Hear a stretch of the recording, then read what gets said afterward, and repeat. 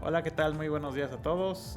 Mi nombre es Salvador Galindo y vamos a hacer nuestra reunión mensual de panorama económico y de mercado para el mes de octubre. Me acompañan el día de hoy Thor Solanes en la parte de equity, Carlos Bautista en la parte de análisis económico y Federico Lechuga en la parte de fixed income.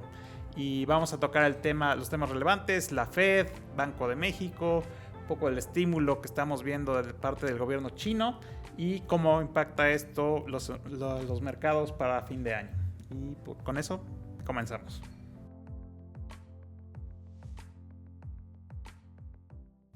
Perfecto, pues vamos a comenzar. Yo creo que Charlie, lo primero es la Fed. Platicábamos la vez pasada que estábamos en duda si era 25, 50. Y bueno, acabó siendo 50, ¿no? ¿Cómo ves de entrada los 50? Sí, creo que fue el tema relevante en este último mes, ¿no? Para tanto la parte económica y evidentemente para los mercados.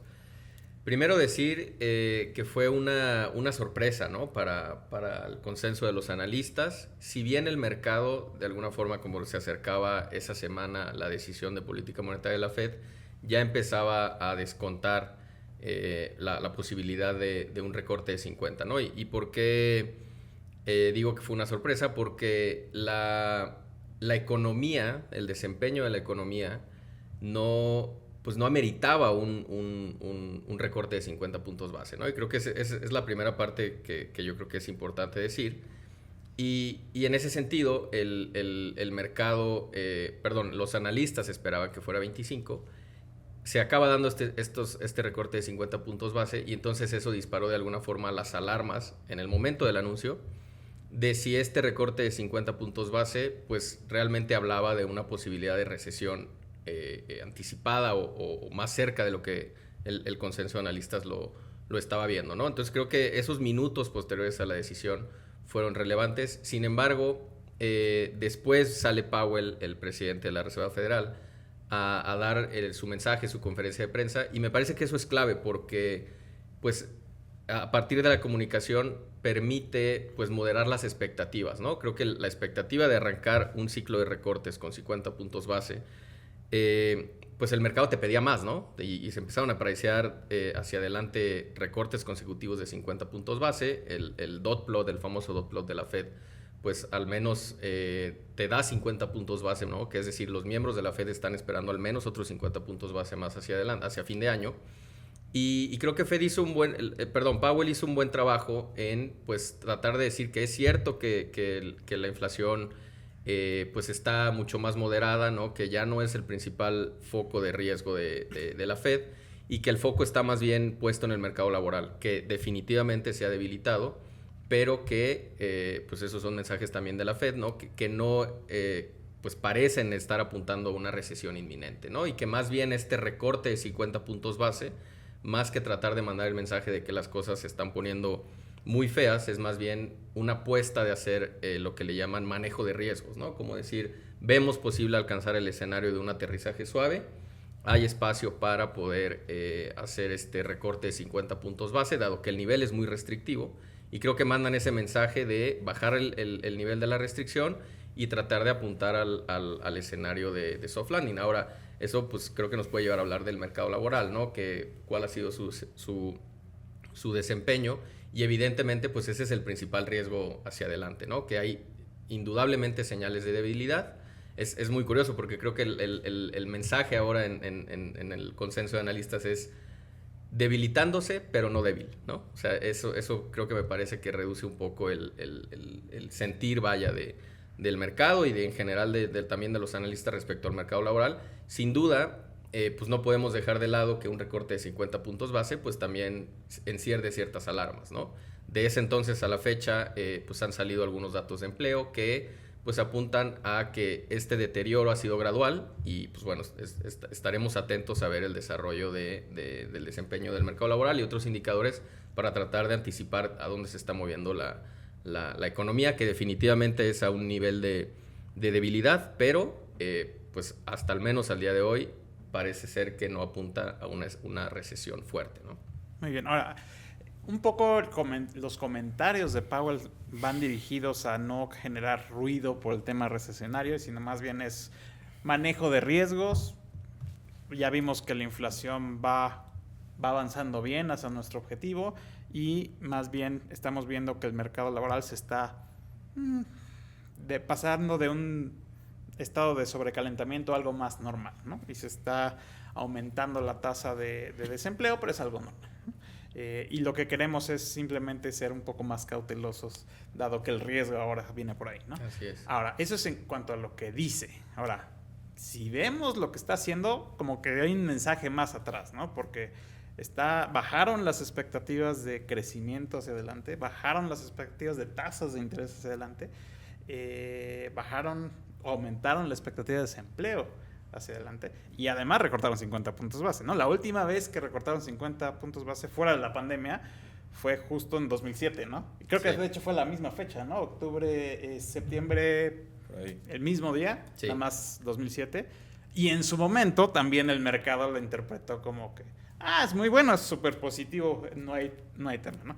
Ahora, ¿qué tanto tú le verías probabilidad de que hay algo más allá atrás que no nos quieren decir para no espantar a los mercados, ¿no? Claro que sí. Definitivamente es algo que no se puede quitar sobre la mesa, ¿no? Y como bien mencionas, rara vez la Reserva Federal inicia un ciclo de recortes de 50 puntos base. Sin embargo, si bien siempre hay que buscar similitudes en el pasado, creo que también buscando esas diferencias y similitudes, también hay ciertas cosas diferentes en el ciclo actual, ¿no? De lo que estaba pasando, pues algo como 2007. Creo que también nadie espera que una recesión, incluso si se llega a dar, que nos lleve a un escenario similar al del 2007, ¿no? Creo que también hay que decirlo. Pero insisto, creo que son escenarios de un hard landing o una recesión más fuerte que no podemos dejar de lado. Y hay señales, insisto, así como dice, se bajó la tasa, ¿no? Como que hay ciertas reacciones del mercado que hablan de cierta preocupación. Por otro lado, me parece que los mercados de renta variable, ¿no? El equity en particular, sí se están creyendo esta historia del soft landing, ¿no? Incluso inicios de esta semana, Jerome Powell salió también a dar su discurso, ¿no? Como parte después de estas comunicaciones, después del anuncio de la tasa de interés. Y el mensaje, que así se interpreta, está apuntando a que, dado que la expectativa del mercado podía ser que pudieran venir otros recortes de 50 puntos base en la siguiente reunión en noviembre o en diciembre, creo que Powell, el mensaje que trata de dar es que van a ir todavía de alguna manera cauteloso, y creo que hizo que las expectativas del mercado y el consenso de analistas estemos esperando nuevamente un recorte de 25 para la siguiente reunión, ¿no? Eso es lo que yo te diría. ¿Y cómo funciona el comportamiento del empleo en Estados Unidos? En términos de... O sea, lo que hemos visto es que la aceleración de la tasa de desempleo ha sido paulatina. Hablamos de que la tasa estuvo en 3.5 en el punto mínimo, que ese punto mínimo creo que fue el mínimo como de 50 años, 60 años, y de ahí ha ido escalando poco a poco. Ahorita está en 4.2. Continuando con lo que comentaba Chava hace un momento, la expectativa de la Fed para el cierre de 2025 es 4.4. Pero ¿cómo funciona? O sea, este movimiento sigue viéndose hacia adelante así de lento, en algún momento cambia. ¿Cómo funciona? Eso es muy importante, y a diferencia de cuando el mercado laboral está mejorando, que suele ser muy lento, también es cierto que cuando el mercado laboral se está deteriorando, el avance suele ser más rápido, ¿no? Y justamente desde el punto bajo que acabas de mencionar, Fede, pues hemos, sí, paulatinamente avanzado, pero en los últimos meses el deterioro, que tal cual ha sido lo que va de este año, el deterioro ha sido más fuerte. Entonces también hay alarmas de decir, cuando el mercado laboral empieza a deteriorarse, lo suele hacer de una manera acelerada y es difícil pararlo, ¿no? Y creo que eso es algo que hay que tener en cuenta. Sin embargo, también creo que estamos en este punto, ¿no? Y creo que por eso es bien relevante esta conversación, porque a mí me parece que los escenarios están divididos y no hay mucha convicción de uno u otro en poder decir, esto va a terminar como un aterrizaje suave o esto va a terminar una recesión más dura. Y creo que se pueden hacer casos muy sólidos en ambos aspectos. En particular en esta mesa, como bien saben, habemos unos que estamos más del lado del aterrizaje suave y hay otros que están más preocupados por una posible recesión. Hay que decirlo también a la gente, ¿no? Entonces, eso es lo que hace muy interesante esta discusión. Y lo que dices es cierto. Hay señales que te pueden apuntar a una recesión, pero también la respuesta a eso viene de el momento estructural por el que está pasando la economía estadounidense después del cambio impresionante que significó la pandemia. Pues te hace pensar en ver un poco más en el fondo del detalle de los datos y esto me lleva a hablar justamente en que ha habido menciones de que el deterioro del mercado laboral también está influenciado, no es que no se esté debilitando ni demás, pero también está influenciado por los elevados flujos de inmigración que ha habido hacia la economía estadounidense, ¿no? ¿Qué significa eso? Pues que hay más gente, la población se ha incrementado en Estados Unidos más rápido de lo que lo venía haciendo, por lo tanto la fuerza laboral también se ha incrementado y las personas migrantes pues suelen entrar al país sin trabajo, ¿no? Y eso de alguna forma pues te afecta a la lectura específica del indicador de desempleo. Entonces, parte de eso va por ahí, ¿no? Y creo que otra forma de compensarlo es que otra de las señales cuando las cosas empiezan a ir muy mal en la economía tienen que ver que empiezan a haber despidos, ¿no? Todavía no se han visto, ¿no? Otra señal que podríamos decir que pues es preocupante es que cuando se empieza a dificultar la situación del mercado laboral, las personas no se cambian de trabajo, ¿no? Porque saben que va a ser más difícil encontrar uno nuevo, ¿no? Y eso es lo que le llaman la tasa de renuncias. Uh-huh. Eso ha venido bajando, significando que pues definitivamente el mercado laboral es más débil. Entonces, creo que en términos del mercado laboral, concluiría diciendo, es indudable que el mercado laboral se ha debilitado, se sigue debilitando, pero me parece que los niveles todavía apuntan a un deterioro no tan grave que nos pueda llevar a una recesión, aunque, pues bueno, el debate está ahí y vamos a seguir definitivamente hablando de esto conforme vayamos viendo datos y evidentemente va a ser el tema de aquí a fin de año, ¿no? Y que ahí yo creo que es muy importante lo que mencionas, Fede, porque justo la SAM Rule lo que trata de decir es el desempleo ya creció lo suficiente para que se acelere. Entonces, en todos los episodios pasados donde vimos este deterioro de 50 puntos base de la media móvil de 3 meses contra el mínimo de 12 meses, una vez que cruzó los 50 puntos base, se aceleró la tasa de desempleo, ¿no? Que ahorita la propia Claudia Sahm está diciendo que no necesariamente se va a cumplir su regla y que existen factores para pensar que eso no va a pasar esta vez, ¿no? Pero creo que aquí sí va a ser claro que si vemos un deterioro en desempleo, pues la regla sigue siendo vigente. Si no, pues a lo mejor es la primera vez que efectivamente la regla de Sahm da su falso positivo, ¿no? Pero bueno, es algo que vamos a estar observando muy, muy de cerca, ¿no? Definitivamente. Y nada más me gustaría complementar, Chava, que hacia adelante es posible que veamos algunos datos malos de empleo, ¿no? O del indicador en particular de desempleo. ¿Y a qué responden esto? A que está habiendo también pues factores idiosincráticos llevando a esto, ¿no? En particular, hay una huelga inminente por estallar en Estados Unidos.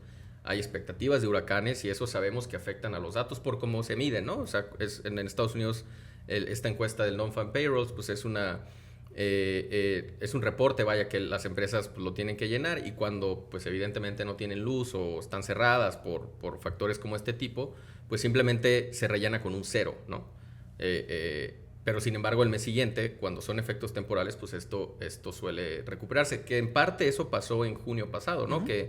Que la tasa de desempleo llegó a 4.3 y ahí fue cuando se desataron todas las alarmas y bajó ahorita en 4.2, ¿no? O sea, es decir, hay factores también detrás de esto y es lo que la propia Claudia Sahm, que es la creadora de esta SAM Rule que menciona, ¿no? O sea, hay veces que se detona por efectos de oferta, es decir, las personas ofrecen empleo y por lo tanto eso puede afectar. Y otra cosa es bien distinta cuando la demanda, que es decir, las empresas ya no están demandando mano de obra y por lo tanto eso suele llevar pues a momentos económicos más complicados, ¿no? Entonces estamos en ese límite definitivamente, pero bueno, nada más quería apuntar temas de cómo se mide, ¿no? De acuerdísimo. A ver, breve encuesta a ustedes dos como asset class, vamos a hablar de mercados internacionales. Para ti, ¿cómo tomaste esos 50 puntos base? ¿Es algo positivo? ¿Es un buy the dip? ¿El Banco Central ya dobló las manos y va a hacer lo que el mercado de equity quiere, o más bien lo ves como algo más?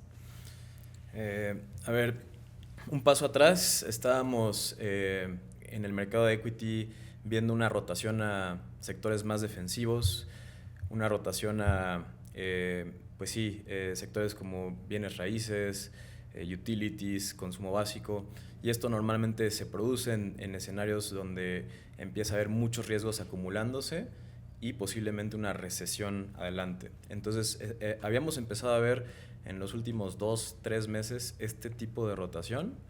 Entonces, el mercado de equity estaba bastante cauteloso, digamos, de este recorte. ¿Dónde estamos ahorita parados después de ya casi un mes de este recorte? El mercado de equity a nivel global, el ACWI, está en máximos históricos, impulsado principalmente porque Estados Unidos pesa alrededor de 50% de este índice y Estados Unidos también está en máximos históricos.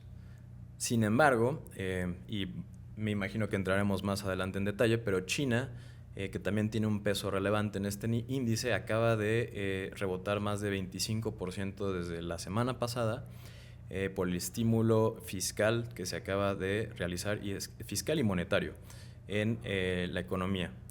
Y esto pues ha hecho que el mercado de equity alcance máximos históricos.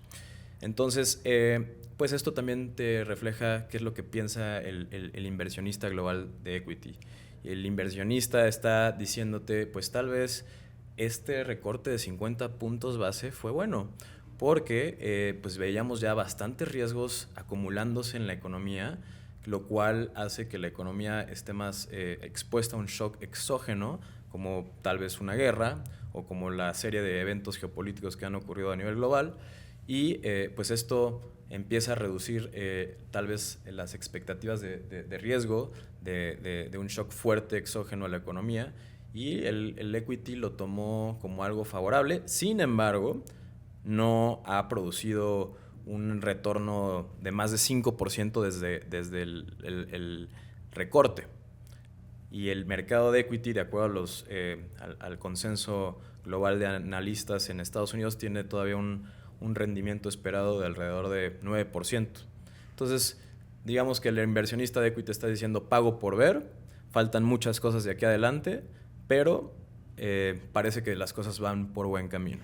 Y chistoso, ¿no? Porque los inversionistas de equity han sido los más positivos durante este año, por ejemplo, ¿no? Un año donde se esperaba una desaceleración, que la fueron posponiendo y demás, pero a final de cuentas, dentro de ese universo, equity siempre fue el activo que no compró tanto el escenario de un hard landing, y más bien se fue por el lado positivo. Y chistoso que ahora no necesariamente son los más positivos, ¿no?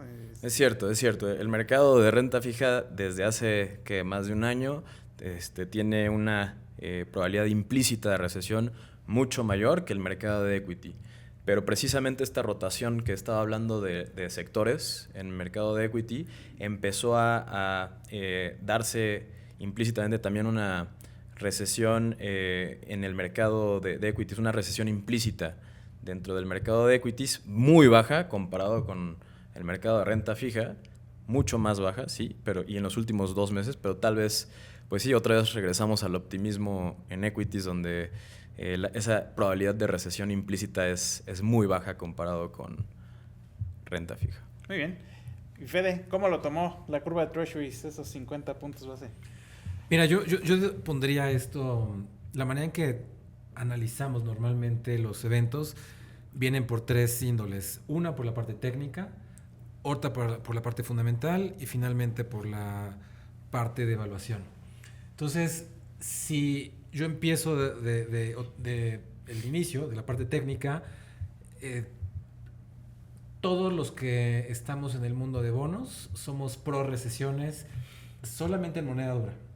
Somos pro recesiones, pro catástrofes, pro problemas. Perdón, hay paréntesis. ¿Por qué? Porque si hay una recesión, en teoría los bancos centrales van a reaccionar bajando tasas de interés, y eso debe hacer que las tasas de los bonos bajan y los bonos suban de precio, ¿no? Por eso, pero dale.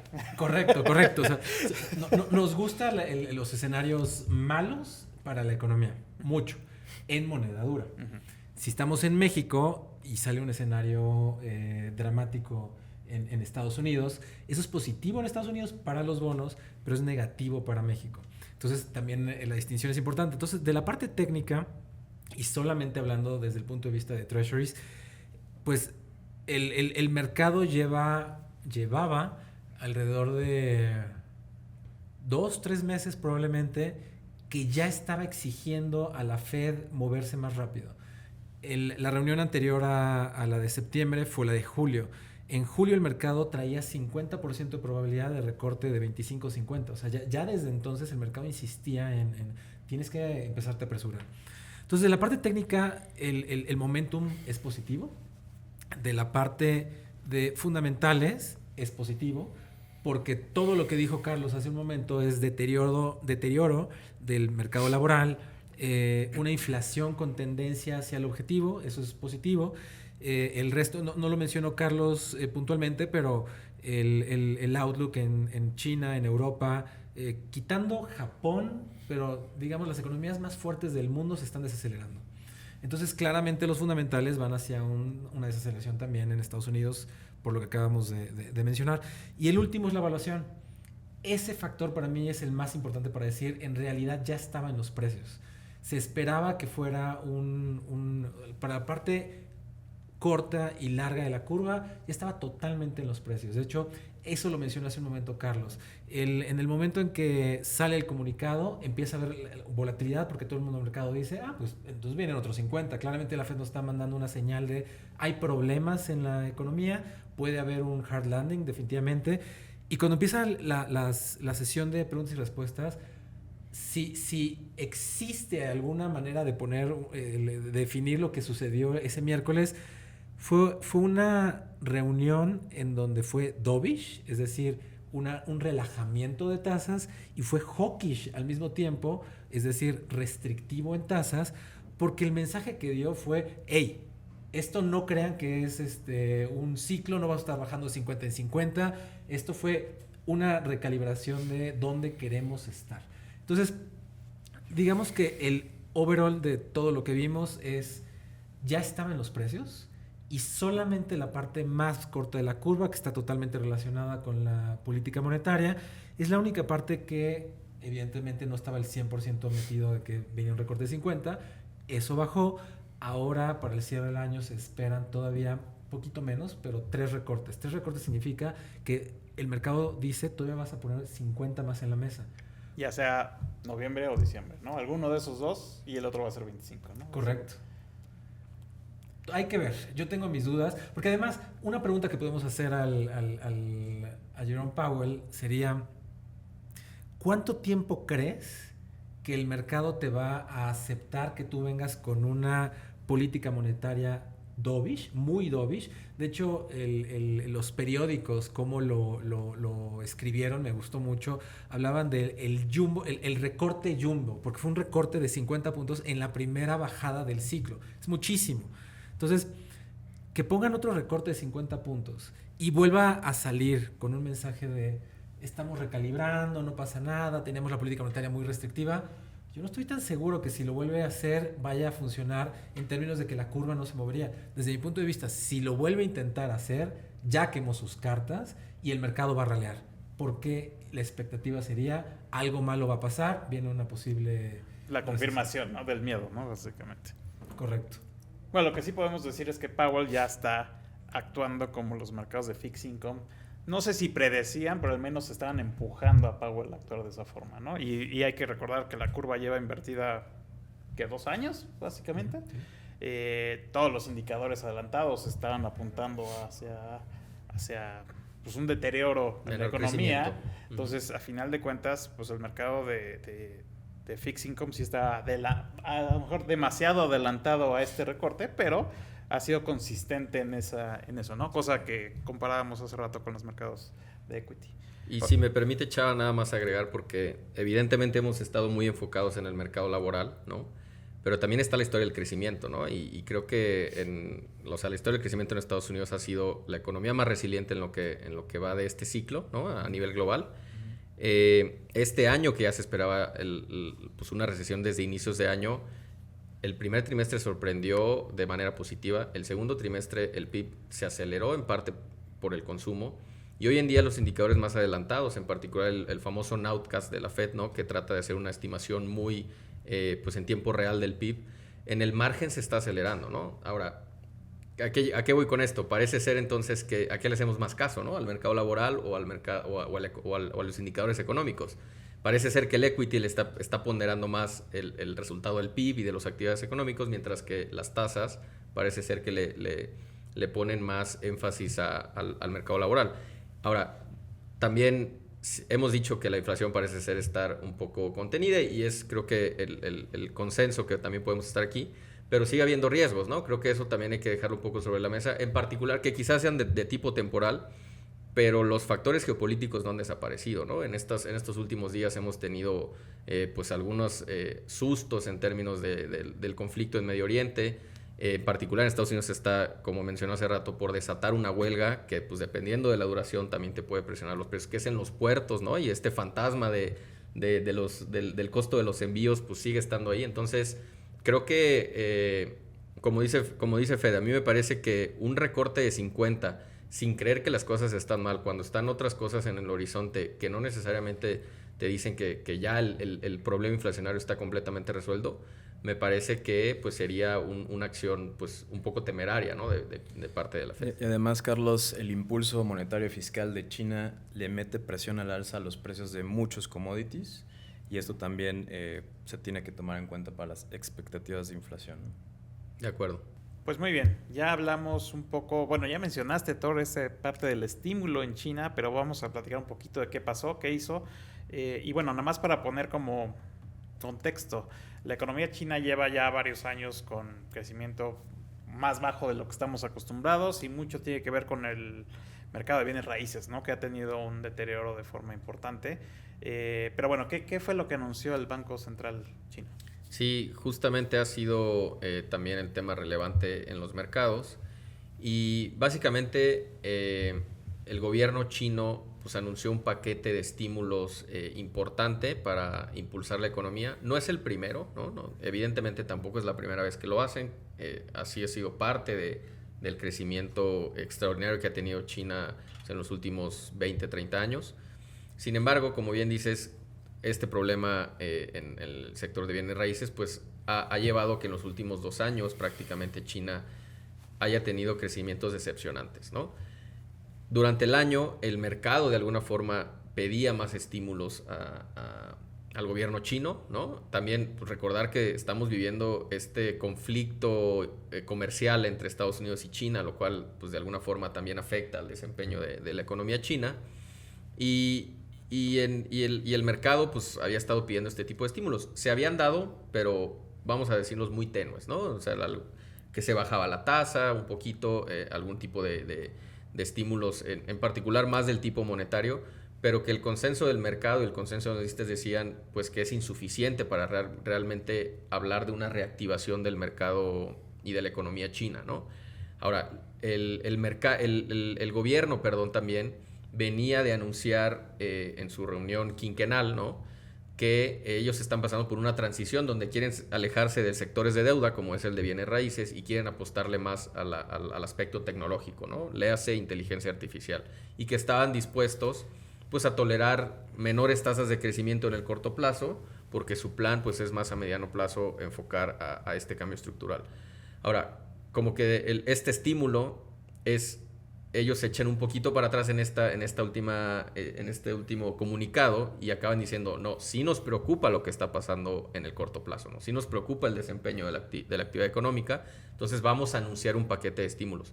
Y es un paquete, al menos en la parte monetaria, pues más agresivo de los que se venían dando, es decir, se bajó la tasa en 30 puntos base. Hoy en día la tasa de referencia de monetaria para China está en el nivel más bajo que se ha tenido en los últimos 30 años, ¿no? De esa magnitud es el estímulo. Y también se anunció un paquete de medidas fiscales. Ese no se ha no es hecho público, no se ha anunciado de qué va ni cómo viene, además de algunas transferencias en directo hacia ciertos sectores más desfavorecidos de la población. Y creo que los mercados reaccionaron muy bien, ¿no? Hace un rato mencionó Thor que pues el mercado de equity se incrementó 25%, lo cual pues habla de la expectativa que está generando esto. Ahora, si a mí me preguntas en términos estrictamente macroeconómicos, esto podemos hablar de que va a ser el resurgimiento de China, yo creo que eso todavía está por verse, ¿no? Si bien es cierto, ¿y a qué me refiero esto? Que los problemas que atraviesa China tienen que ver por una parte con la confianza del consumidor en su propio mercado, tiene que ver como acabamos de mencionar, con el problema del sector de bienes raíces, que representa alrededor del 30% del PIB en China. O sea, es un montón, ¿no? Y mientras no se resuelva eso, es complicado hablar de una recuperación. Y las medidas están, pues sí, enfocadas en incentivar eso, pero no es de manera directa, ¿no? O sea, como que esta parte de la confianza del consumidor todavía está por verse. Y además, creo que va a ser muy importante lo que venga del lado fiscal, ¿no? Eso va a realmente detonar si pues se le empieza a dar más libertad a los gobiernos locales de ejercer más gasto de infraestructura, que pueda de alguna forma pues hablar de una recuperación en el sector de construcción en particular, y que eso pues que incentive otra vez a los consumidores. Está en veremos, me parece que los mercados lo están tomando de manera muy optimista, y eso genera oportunidades, ¿no? Una cosa es lo que pueda pasar en la macroeconomía, pero otro en los rallies temporales que puedan tener los mercados. Y me parece que eso es lo que se está viendo en equity. Ahorita nos dará también Thor su opinión, pero creo que está por verse. O sea, dado esta expectativa tan alta, creo que un paquete fiscal que no cumpla con las expectativas puede decepcionar al mercado, ¿no? Y vale la pena mencionar, o sea, una de las medidas fue bajar la tasa de requerimientos de reservas, ¿no? Me parece que la bajaron 50 puntos base, ¿no? Pero la tasa de requerimientos de reserva está en 20% en 2017, ahorita está en 10, ¿no? Sí. O sea, la han recortado muchísimas veces, ¿no? Y no ha hecho tanto por la economía, ¿no? Entonces, ahí un poco la pregunta va para ti, mi estimado doctor. ¿Qué tan eficiente va a ser este paquete de estímulos? ¿O cómo ves? Porque el mercado lo está interpretando súper positivo, pero ¿realmente va a ser algo súper positivo? O sea, vale la pena recordar, mucho depende de nuestro punto de referencia, ¿no? El punto de referencia de este incremento de 25% es en el mínimo del año después de 3 años de una caída consecutiva en el mercado de equity en China. Ahora, en términos, pues eso es en términos de precios, ¿no? 3 años de caídas consecutivas de alrededor de 20% desde el 2021. Por todo el menor dinamismo que ya mencionaste. Después de eso, cuando empezamos a hacer desde este punto de referencia de hace un poco más de una semana, cómo se posicionaba China con respecto al mercado de equity global, China era pues uno de los países con menores valuaciones. Sus valuaciones estaban muy deprimidas debido a que el sector de bienes raíces tiene un peso relevante en la economía, también en la composición del índice, y pues muchos bancos también tenían préstamos relevantes a estas compañías de construcción. Entonces, dado este punto de referencia que tenemos, junto con el posicionamiento de los inversionistas a nivel global, donde ya pues no confiaban en los estímulos y en la administración de Xi Jinping para mantener la velocidad de crecimiento económico que tenía China, el posicionamiento de los inversionistas era muy bajo. Entonces, y muchos hedge funds, se hablaba de que ya tenían un short, era uno de los trades más consensuados a nivel global, el short en China. Entonces, dado el posicionamiento, los 3 años de historia y las valuaciones muy bajas, pues ya no sorprende tanto el rebote que ha tenido, porque todo mundo lo que empieza a hacer es pensar que tal vez podrían recuperar esta historia, y se empiezan a hacer muchas compras sistémicas, ¿no? de estos fondos. Entonces, pues se habla de en los últimos 20 años qué tanto puede seguir este rally después de que ya hemos visto un rally de 25%. Rallies después de 15% en China tienden a disminuir o tienden a deteriorarse, ¿no? Después de 15% solo lo hemos visto 2-3 veces en los últimos 20 años, y pues han sido casos de recesión a nivel global, o la vez donde se depreció la moneda china en 2015, y pues solo en estos casos hemos visto un surgimiento todavía mayor de China, pero normalmente tiende a deteriorarse China. Nosotros hacia adelante creemos que es todavía muy riesgoso ponernos mucho más optimistas en China, porque se vienen elecciones presidenciales en Estados Unidos y se espera pues que cualquiera de los dos contendientes tenga un posicionamiento todavía en contra de China, y se habla de mucho de que el Congreso está muy en contra de cualquier tipo de pues mejora en la relación comercial con China.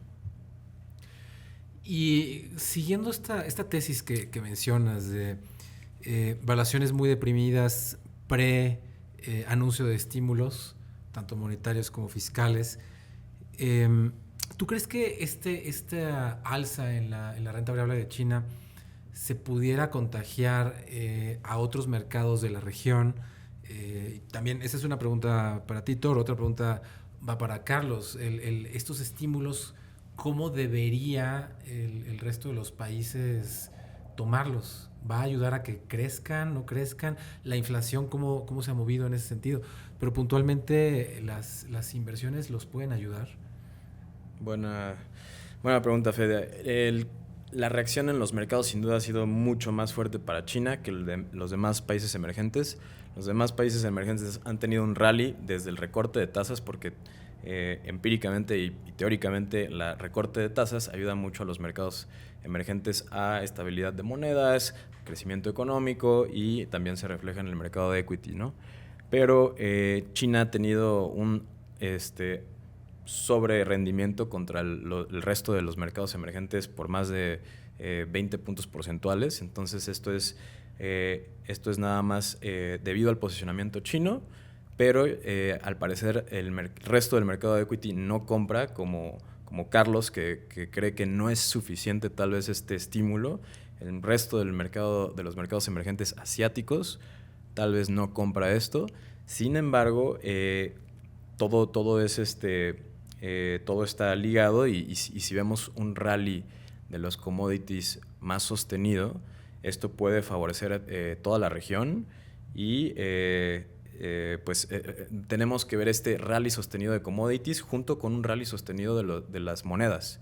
Es decir, también está ligado al escenario de tal vez no landing o soft landing de la economía de Estados Unidos, para que podamos ver las monedas de países emergentes asiáticos sostener ese rally y que les beneficie en sus mercados de equity. De acuerdo. Y en términos económicos, similar, ¿no? Definitivamente un resurgimiento de la economía china será muy positiva para la región, ¿no? Es una economía enorme que tiene implicaciones para el resto del mundo y evidentemente para la región también, principalmente para países y socios comerciales que están ahí, Australia, de algunos desarrollados, algunos emergentes como Vietnam y otros que están, todos los países emergentes que están por ahí, evidentemente también Japón. Pero insisto, está por verse si a mí me parece que al día de hoy los anuncios que se anunciaron son insuficientes. Está por verse la parte fiscal.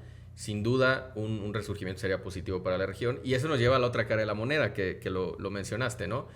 Un resurgimiento de China, que te lleve a una recuperación sostenida, es positivo para la inflación en términos de que aumentaría la inflación. O sea, te mete presiones inflacionarias, ¿no? Y eso nos lleva a otra historia, pues también de lo que hemos estado platicando con base en la Fed y en el problema inflacionario del que venimos saliendo y demás, ¿no? Creo que parte que ha permitido que la FED bajara a 50 y demás viene de que China lleva prácticamente 2 años exportando deflación al mundo, ¿no?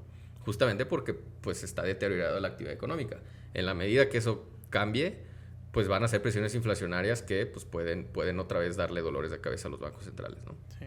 Oye, pero hablando un poquito más de largo plazo, ya no tan cíclico, sino más bien fundamentalmente, China sí está enfrentando un reto muy grande, ¿no? Porque tiene el tema demográfico que ya empieza a pesar, todavía no mucho, pero poco a poco va empezando cada vez más. Tiene un problema de déficit energético también, que también le pone un alto por ahí.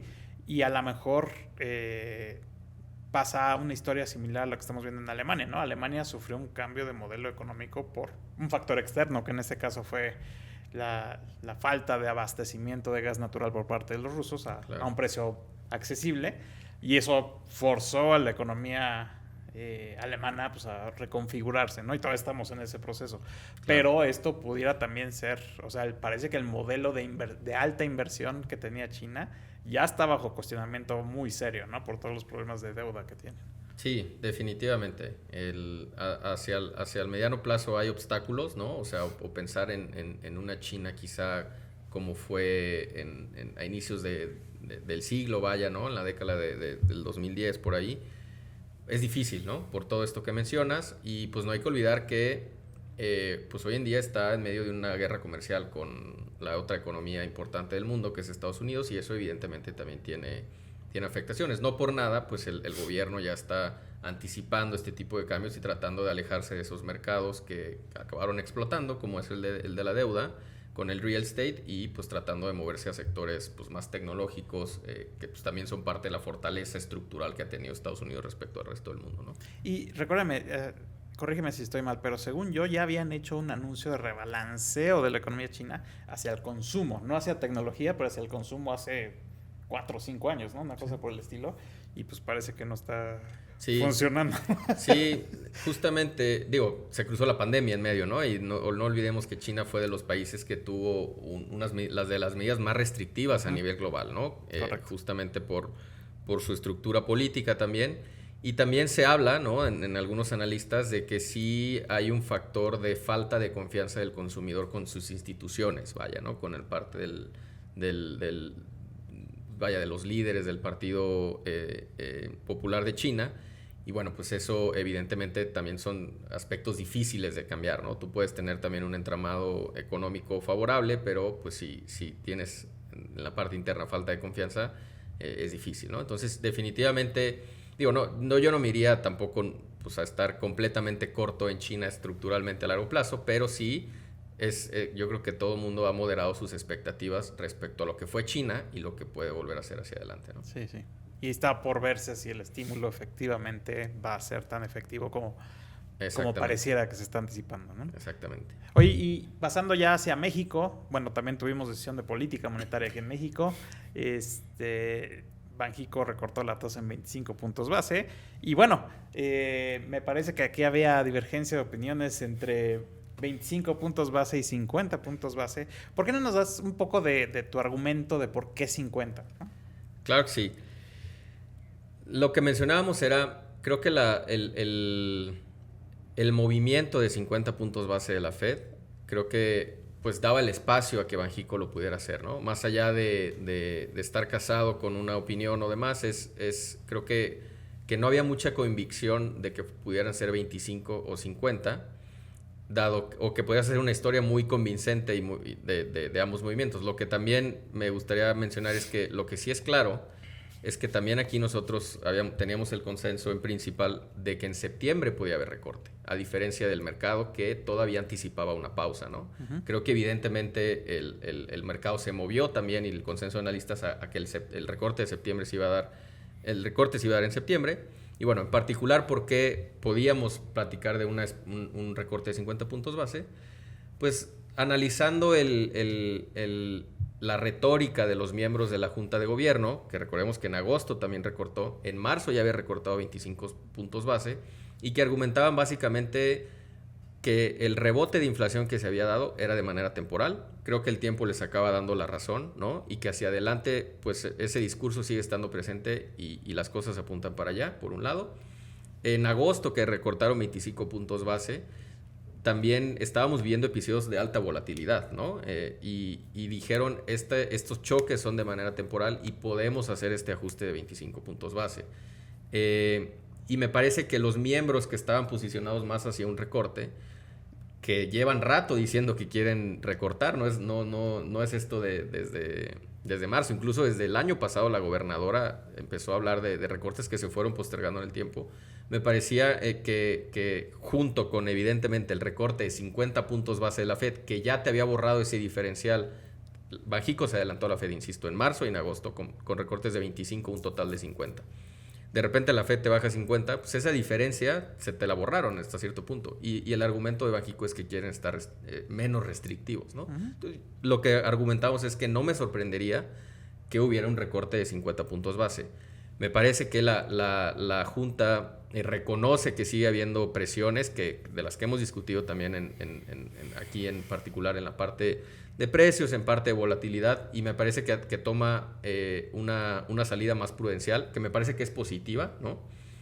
Pero pues definitivamente si hubieran salido con un recorte de 50 no hubiera sorprendido, y me parece que el mercado incluso así lo tomó, ¿no? Dado que ya el mercado se había movido 25 puntos base, de repente no se dan los 50 y se decepciona un poco. Creo que ese se acaba haciendo el movimiento de las tasas, y más bien hacia adelante pues yo creo que la mesa sigue puesta para que hagan un recorte de 50 puntos, porque también la actividad económica ha sorprendido a la baja, ¿no? Entonces ese era un poco el razonamiento. Evidentemente 25-50 la dirección es clara. Creo que el tamaño del movimiento se vuelve secundario, vaya, pero no por eso no menos importante.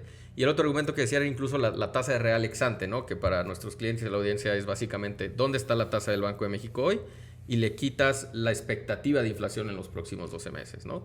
Ellos llevan argumentado desde hace tiempo que la tasa está muy restrictiva, la tasa más alta de la historia, y que había espacio para bajar y bajar y bajar. Entonces a mí me parece que si lo hicieron cuando 25 puntos base, cuando los riesgos estaban ahí, pues ¿por qué no aventarse en 50 cuando la FED tiró el espacio? Insisto, creo que Banxico toma una buena decisión. Creo que desde el análisis económico me parece que es una buena decisión moverse con prudencia, y eso acaba pasando, ¿no? Pero es bien importante también escuchar la otra cara de la moneda, por así decirlo. Yo tomo donde dejaste. El Banco de México fue prudente y me quedo ahí. Los 5 miembros que están en Banco de México, claramente hay un par que tienen una perspectiva más restrictiva en su manera de pensar. Hay otros 3 que su forma de pensar es más relajada en términos de dónde debería estar la política monetaria. Después de que salió el comunicado el jueves, salieron un par de miembros de la Junta de Gobierno, y de esos 3 miembros que han salido a hablar, uno siendo la gobernadora, me parece que el comunicado que transfieren, la idea es, uno, quieren un Banco de México que se perciba como prudente. 2, la Junta de Gobierno, la manera en la que fue armada esta última nueva Junta, fue un tanto política en términos de cómo entraron algunos miembros, y entonces eso al mercado le generaba inquietud. Me parece que la manera en que lo están haciendo, ir de manera paulatina, provoca y debería generar cierta tranquilidad hacia el mercado en términos de están enfocados en llevar la inflación a su objetivo. El objetivo es 3%, no es 4%. Entonces yo creo que se van a ir moviendo de manera paulatina. Tomo hacia atrás la tasa real ex ante. La tasa real ex ante está en un nivel muy restrictivo. Sin embargo, aquí retomo algo que en algún momento dijo Jonathan Heath y también está Irene Espinosa, miembros de la Junta de Gobierno, y lo que ellos dijeron es que ellos veían entre 6 y 7% esta tasa real ex ante. Este 6 a 7%, con base en lo último que dijo Jonathan Heath hace unos días en una entrevista que dio, él dice que él la ve alrededor, que puntualmente no ha hecho el número, pero que debe estar entre 5,5 y 7% ahorita. Entonces, básicamente sigue muy restrictiva, la respuesta sigue muy restrictiva, pero no ven prisa por moverse más rápido que la Fed.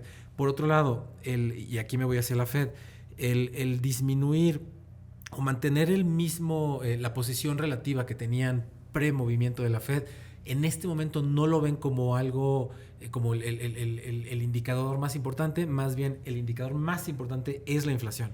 El objetivo es la inflación, y hacia adelante van a estar viendo la posición relativa. Para mí, ya dejando lo que ya ocurrió atrás, lo que sucede ahora es que la probabilidad de que Banco de México recorte 50 puntos con base en que la economía se está desacelerando, la economía de México se está desacelerando claramente. En 2025 definitivamente hay que preguntarnos de dónde va a venir el crecimiento, hay que revisar el presupuesto, cómo va a mandarlo esta nueva configuración del gobierno. Lo vamos a ver puntualmente, y eso nos va a decir en gran parte de dónde puede crecer, cómo van a mantener el crecimiento, la inflación, cómo se va a mover. Lo mencionaste hace un rato, el tema ha sido la inflación en China, están exportando deflación, y el tema de la inflación en México en este momento está más relacionada a temas locales, servicios. Entonces, si de repente algo cambia en China y efectivamente dejan de exportar deflación, entonces ahora vas a tener una presión hacia el alza. Yo creo que Banco de México sí va a tratar de apurarse en bajar la base lo más rápido posible, tomando en cuenta esto.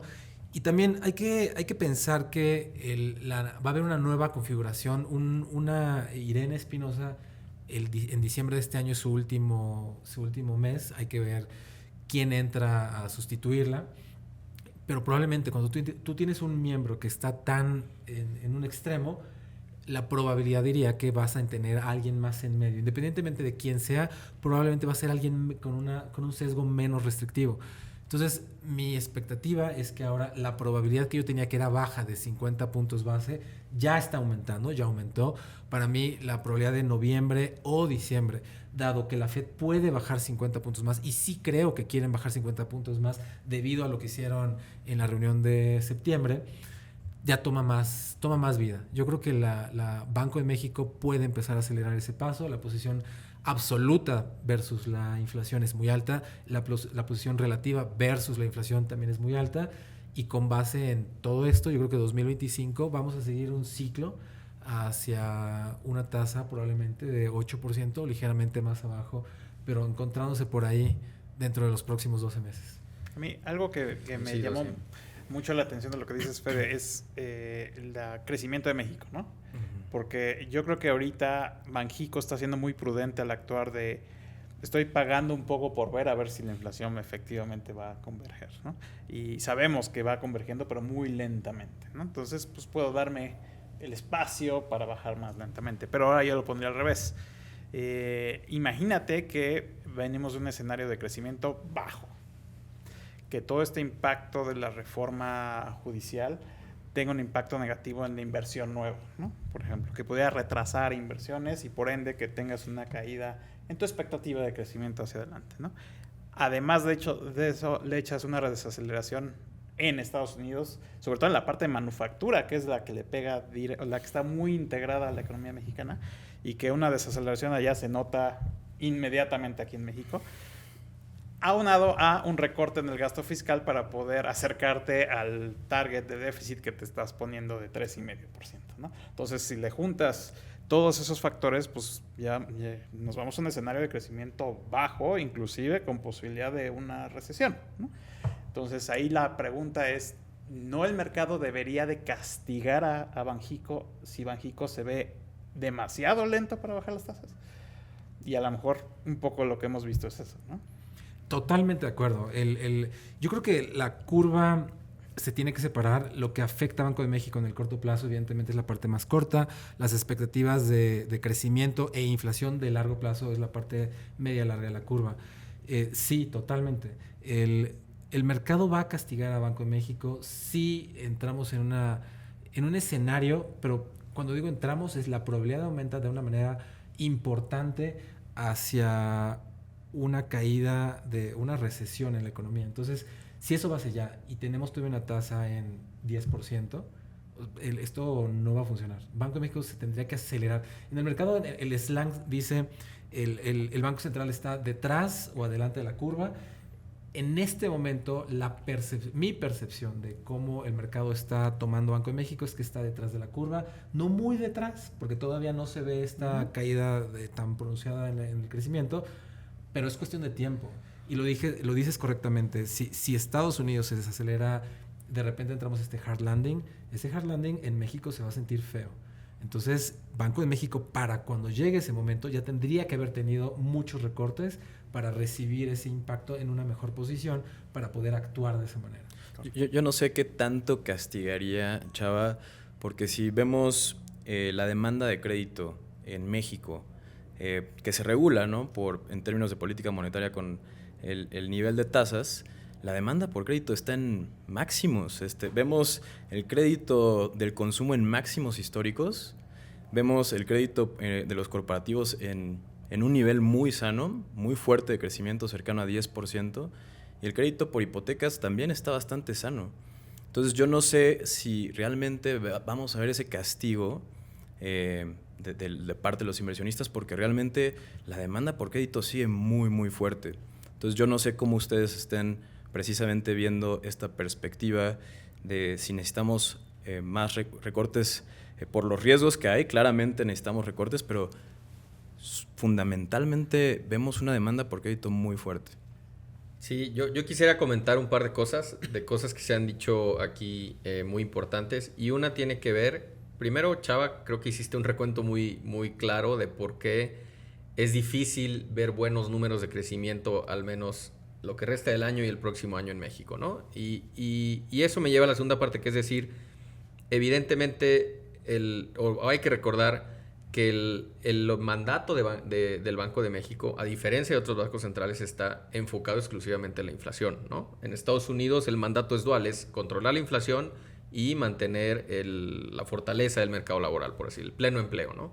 En México es un tema completamente la inflación. Ahora, importa el crecimiento, porque de alguna forma pero la vía es secundaria, ¿no? O sea, tú controlas, evidentemente, si la economía se está desacelerando o no está creciendo de manera presionada, pues eso trae buena onda a los precios. Y entonces hay espacio para que Banxico pueda ajustar su tasa de interés a la baja y demás, ¿no? Entonces, como que diría que en términos del actuar de Banxico, creo que sí, la puerta está abierta por toda esta historia que hemos comentado, pero también me parece que adopta una posición prudente, por lo que mencionaba Fede, y también parte de lo que mencionaba Thor, ¿no? Porque también la política monetaria en México es más limitada que en otros países, ¿no? Por cómo está configurada la economía mexicana, gran parte de la economía es informal, y entonces el canal funciona de manera limitada y con otro tiempo de lo que podemos hablar, por ejemplo, en Estados Unidos.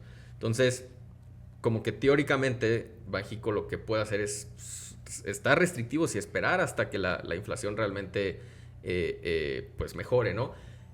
Hoy en día la realidad es que la inflación se ha comportado bien, ¿no? Por eso también hablamos de que hay espacio. Sí hay espacio para que Banxico pueda bajar, ¿no? Pero me parece que está optando de hacerlo de manera gradual porque también hay riesgos. Uno tiene que ver con las elecciones en Estados Unidos, con episodios de volatilidad que pueden venir para México, pues con la depreciación que hemos visto del tipo de cambio, que también toma tiempo en que eso se traduzca a precios, pero pues un peso más débil te afecta evidentemente en los bienes comerciables. Y por otro lado, pues el ajuste fiscal que está, o sea, hoy en día tenemos un impulso fiscal muy amplio, que eso genera inflación. Evidentemente, pues qué va a pasar con China, qué va a pasar con Medio Oriente y los conflictos que te traen presiones a los precios y que puede que más adelante te adelantes y luego no estén ahí esa buena onda que hemos estado viendo, ¿no?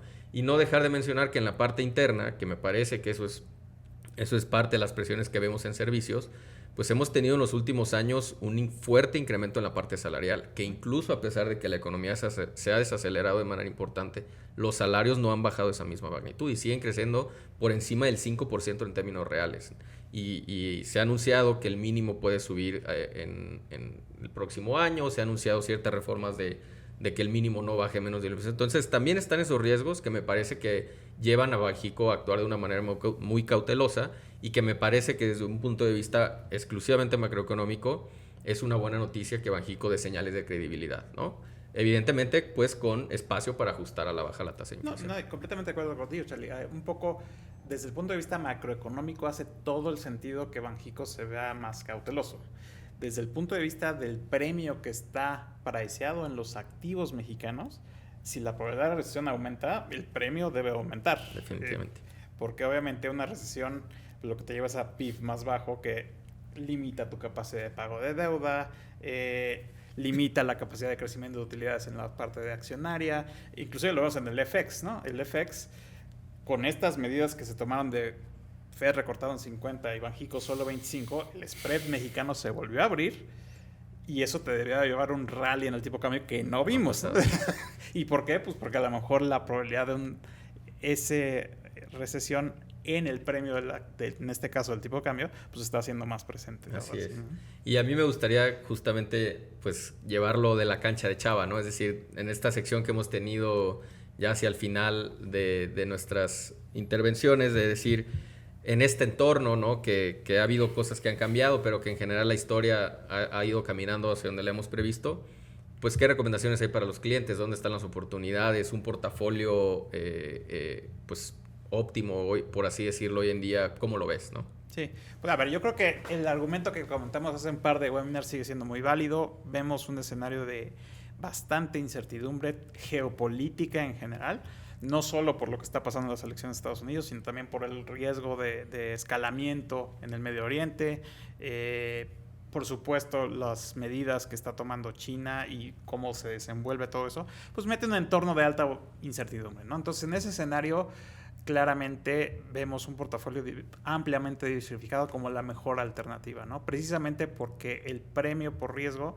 yo creo que puede empezar a subir. Ha estado subiendo en algunos activos, en el tipo de cambio se ha visto, pero en las tasas también. O sea, el rally que vimos en las tasas mexicanas no fue para nada comparable con lo que vimos en las tasas americanas. Como bien dijiste al principio, ¿no? En hard currency es diferente que en local currency, ¿no? Entonces, ya se nota ese premio. Y la realidad es que aunque esperamos tasas de interés más bajas por parte de los bancos centrales, de todos, pues el premio por riesgo pudiera compensarte gran parte de esa baja de cíclica, ¿no? En la baja de tasas. Entonces sí somos cautelosos desde el punto de vista, no necesariamente negativos, pero sí cautelosos desde el punto de vista de toma de riesgos. Y creo que, bueno, ahorita tú me corregirás en la parte de equity, en la parte de fixed income, pero creemos que los portafolios multiactivos, aquellos que tienen exposición a una variedad de clases de activos, son los mejores posicionados, precisamente porque capturan ese cambio en los premios por riesgo, ¿no? De acuerdo. Hasta hace 6 meses el tipo de cambio había sido un activo que nadie quería tocar y que era indeseable en todos los portafolios de inversión. Hoy es el activo que todo el mundo quiere traer y no dudo que eso pueda cambiar hacia adelante, ¿no? Entonces, como no sabemos exactamente cómo se van a mover esos premios, pues vale la pena diversificar. Lo que sí te puedo decir es el premio que hay en los activos mexicanos, tanto en fixed income como en tipo de cambio, como en equity, es gigante. De acuerdo. Nadie puede argumentar que equity mexicano se ve barato contra su historia, nadie puede argumentar que las tasas mexicanas se ven súper atractivas contra su propia historia y que el propio tipo de cambio pues ya no se ve caro, ¿no? O sea, a lo mejor no se ve extremadamente barato, pero cuando menos ya te ofrece un premio similar al que históricamente te había ofrecido, ¿no? Entonces, de acuerdo. Y si me permite, Chava, misma pregunta en 30 segundos para ambos asset classes.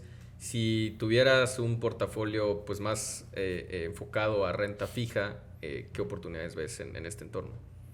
Yo creo que lo primero siempre es el horizonte de inversión. Si tienes un portafolio que puede ir a 2 años, 3 años, que en realidad son los portafolios que yo preferiría, es más largo plazo. ¿Y por qué quiero más largo plazo? Porque lo que acaba de decir Chava, la prima por riesgo en México es muy alta. Las tasas están en los niveles, prácticamente en los niveles más altos en términos generales. No estamos en los máximos, pero en términos generales. Y entonces, esta suma de 2 factores, si tú te paras a 3 años, las tasas van a estar abajo. Ese es mi escenario base.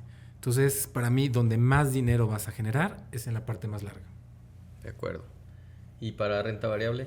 Lo dijo también muy bien Chava. Estamos en un escenario de alta incertidumbre, con China regresando con un rebote de 25% cuando la parte económica no es clara si va a ser suficiente para sostener este rally en China, y en Estados Unidos en máximos históricos las valuaciones y precios, cuando hay muchas señales de desaceleración económica y vemos toda esta acumulación de riesgos geopolíticos que muchos líderes a nivel global han mencionado que se están acumulando, no están disminuyendo, se están acumulándose, y pues nos queda todavía la elección presidencial en Estados Unidos que va de alguna forma a definir el rumbo geopolítico también a nivel global. Entonces yo estaría altamente diversificado y eso pues claramente reduce mucho la volatilidad del portafolio.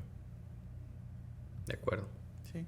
Yo creo que el mensaje es, hay premio en los activos mexicanos, se ven atractivos en términos de rendimiento hacia adelante. El problema es que va a haber mucha volatilidad hacia adelante y la mejor forma de contrarrestar esa volatilidad es diversificando, ¿no? Buenísimo. Y pues bueno, pues muchas gracias Fede, muchas gracias Charlie, muchas gracias Thor. Y pues abrimos la sesión a preguntas y respuestas. Muchas gracias a todos por su atención.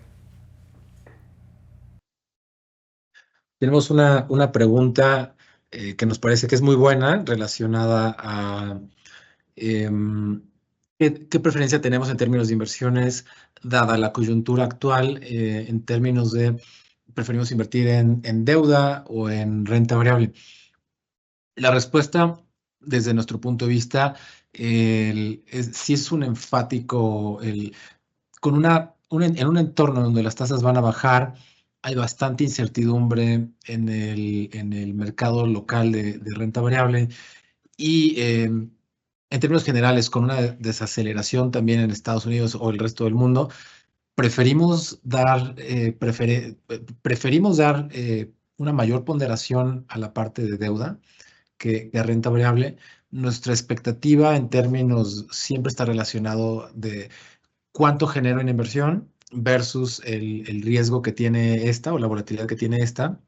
Y para nosotros, dada la coyuntura, la mejor estrategia es ponderar más activos de deuda que van a tener mayor estabilidad y un rendimiento bastante más estable, por ponerlo de una manera. Otra pregunta que nos hacen es, ¿qué opciones como inversionistas hay si llega un hard landing? Pues aquí yo creo que lo importante lo mencionó Chava hace un momento. Los portafolios balanceados es la mejor manera más sencilla de tener exposición a muchos activos. Si hay un hard landing, estamos hablando de Estados Unidos entra en recesión. Si Estados Unidos entra en recesión, ¿qué es lo que normalmente debería ocurrir? Debe haber una apreciación en los bonos de Estados Unidos, una caída en la renta variable de Estados Unidos. Esto va a contagiar al resto de las bolsas a nivel mundial y ahora puntualmente en México. El peso mexicano debería depreciarse, las monedas de los emergentes deben depreciarse, el dólar de Estados Unidos debe apreciarse y puntualmente con los bonos de México, en realidad no deberían apreciarse, pero tampoco deberían caer. Entonces, digamos que serían un activo defensivo. Por otro lado, en el caso de la renta variable mexicana, en parte por contagio de Estados Unidos, también debería caer. Entonces, ya siendo muy puntual, ¿qué opciones hay como inversionistas ante un hard landing? Pues la respuesta más sencilla es estar en un portafolio diversificado que tenga exposición a dólares, que tenga exposición a bonos en moneda dura, en dólares, y el resto del portafolio, los manejadores, nosotros vamos a aumentar la exposición a bonos, disminuir la exposición a otros activos que creemos que no van a tener un buen comportamiento en un escenario como ese. Vemos aquí otra pregunta que dice, ¿cómo ven la inversión extranjera en México? Realmente la inversión extranjera, 50% es redistribución de utilidades y el otro 50% se ha compuesto de, pues, realmente inversión nueva, ¿no? En esta composición vemos hacia adelante un panorama un tanto incierto.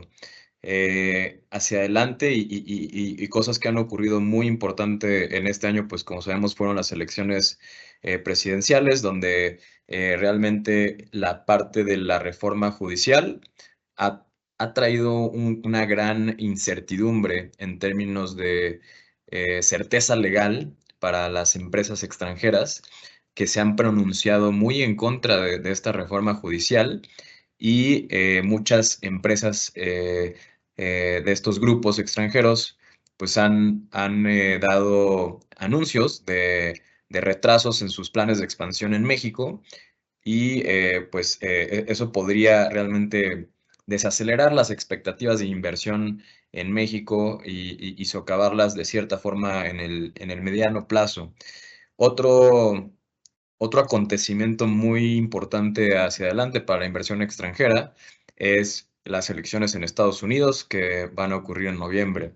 Dependiendo del ganador, vamos a tener mucha más certidumbre de qué podríamos esperar para la inversión extranjera en México, debido a que Trump ya ser un poco más vocal en tener una renegociación del Tratado de Libre Comercio Y Harris, pues tal vez también podría ser un poco más conciliadora, pero no conocemos mucho respecto de ella. Entonces, podría ser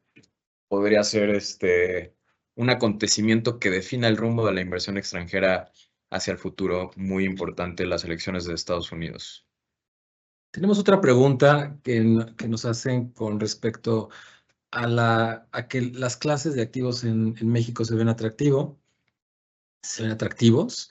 y cuál es el riesgo que vemos para que dejen de serlo. A ver, yo creo que hay que separar esto en varios puntos. Lo primero es, hablemos de la deuda, de los bonos.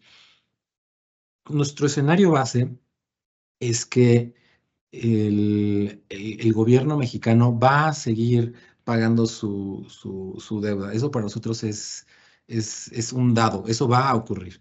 Entonces, con base en eso, los bonos, en un escenario en donde las tasas están cayendo, van a tener un rendimiento atractivo los próximos 3 años. Aquí estoy hablando de los bonos de mediano y largo plazo, no la parte más corta de la curva. Es decir, los bonos que van de 5 a 30 años, su rendimiento va a ser muy positivo desde nuestro punto de vista. ¿Qué tendría que ocurrir para que esta parte de la curva dejara de ser tan atractiva? Pues claramente que México perdiera el grado de inversión. Si México pierde el grado de inversión, eh, vendría una venta de extranjeros. Aquí voy a ser muy puntual. Las tres calificadoras internacionales, que son las importantes, solo una nos tiene en el último peldaño del grado de inversión. Si se pierde esa, aún no se ha perdido, aún los extranjeros no van a vender a México de manera masiva. Se tiene que perder por dos calificadoras. Las otras dos calificadoras están un nivel arriba. Entonces, sí falta bastante para que se pierda el grado, se pudiera perder el grado de inversión.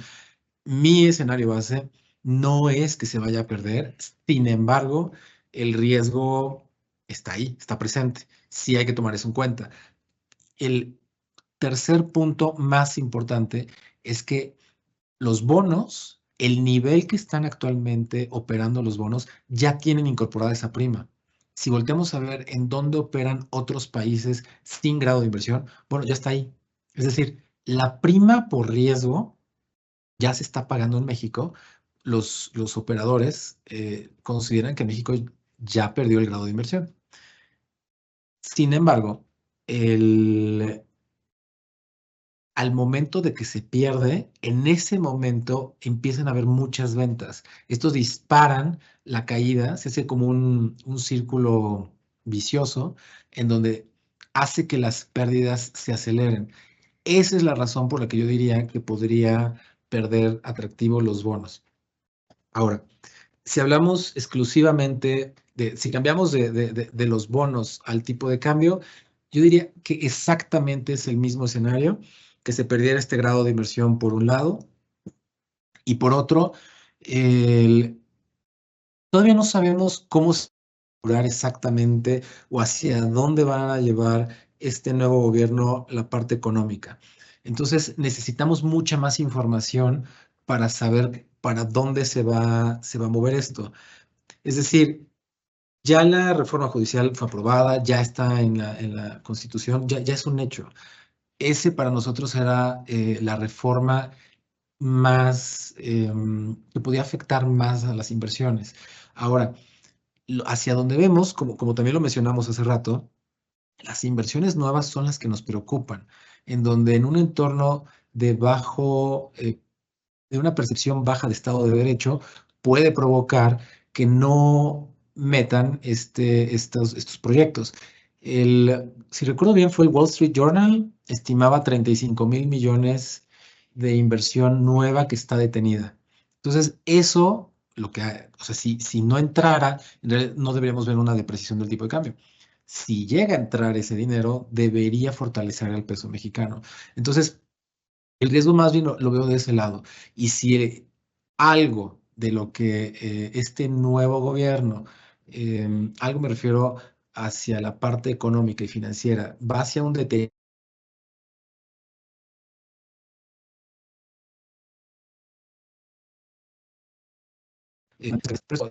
Pongamos un número muy redondo, 19.50, donde está operando actualmente. Nos parece que es un nivel razonable, como también Chava lo mencionó hace rato, ya no lo vemos carísimo, tampoco se ve barato, o sea, ya está un nivel más justo. Y ya solamente cerraría esa pregunta, aquí metiéndome a temas de Thor, perdón que pise tus talones, pero la renta variable, obviamente, o sea, sabemos que en este nuevo entorno, la parte legal, el Estado de Derecho es muy importante, entonces, cuando alguna empresa entre en algún tema legal, pues obviamente esto puede impactar. Ya mencionamos que preferimos la deuda sobre la renta variable, entonces concretaría la respuesta en qué es lo que nos ayudaría a pensar que puede perder este atractivo, y sería la pérdida de grado de inversión. Ese no es nuestro escenario base, no, pero obviamente es algo que estamos revisando constantemente. Y bueno, por último, hay una pregunta que menciona que qué esperaríamos de este nuevo gobierno para por fin materializar y capitalizar el nearshoring, o qué lo puede arruinar. Pues efectivamente, como ya Federico mencionó aquí bastante, perder el grado de inversión pues sería sin duda consecuencia de muchas cosas que todavía faltan por definir, pero el acontecimiento más importante de corto plazo es el presupuesto del 2025. Este presupuesto y además los primeros meses de gobierno de Claudia Sheinbaum, pues van a determinar mucho el rumbo y un poco el tono en que Claudia quiere un poco capitalizar esta temática de nearshoring. Y a ver, desde el primer día y en su discurso de inauguración mencionó la creación de un consejo de un consejo a nivel nacional para capitalizar el nearshoring. Entonces, esto es claramente positivo, y aquí lo que nosotros hemos tenido de research y de investigación con las empresas, en las llamadas que tenemos y en las reuniones que tenemos con las empresas que cotizan en bolsa y las fibras, que están muy ligadas a la recepción de inversión extranjera para abrir naves industriales. Sabemos que estas compañías están muy de cerca hablando con Claudia, con la nueva administración, en búsqueda de capitalizar y materializar esta tendencia. Entonces, pues todo parece positivo en el sentido de que la nueva administración realmente está buscando que siga habiendo inversión extranjera. Sin embargo, pues como ya mencionamos aquí, las empresas internacionales han sido muy vocales en que no les gusta la reforma judicial y que ven muchos riesgos en temas de certeza jurídica hacia adelante en el país. Y si me permites agregar, Thor, yo creo que algo muy importante es en qué escenario México puede capitalizar al máximo la oportunidad de nearshoring. No solo es teniendo un buen Estado de Derecho y respetando toda la parte jurídica, sino más bien México requiere inversiones importantes en energía y en agua que al parecer no se van a resolver con la dinámica que trae la política gubernamental actual. Entonces, probablemente requieran de inversión extranjera para esos sectores, y eso es un tema que sabemos que ha generado pues, cierta aversión a que haya inversión extranjera en esos sectores, ¿no? Pero claramente, si me dices cuál es el principal cuello de botella para que venga mucho más inversión manufacturera a México, asumiendo que el tema legal se arregla, es pues básicamente la capacidad de generar energía y la capacidad de generar agua.